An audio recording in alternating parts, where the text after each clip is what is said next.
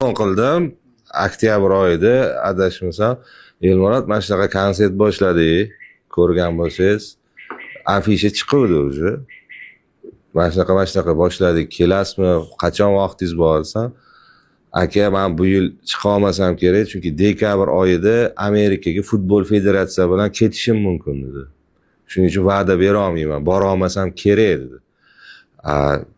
Ja bo'lmasa ani repetitsiyaga kelmasangiz ham boshlovchilik qilib berarsiz, biron bir joyda chiqarsiz desam, boshqa odam qo'yibra qolinglar, men ulgurmasam kerak dedi. Keyin oxirigacha gaplasha olmay boshqa qilib, aka men qilib yuboraman, Banisa dedim, odamlarning yuraklari kasal edi, o'shanga olib keluvdim, keyin qilib yuboraman dedi.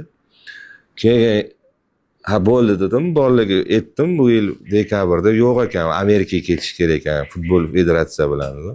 Xuddi shunaqa to'g'ri qabul qilib qo'ya qoldik. Ha, mayli. Qobil akam o'zi aytib turibdi. Ishim bor dedi.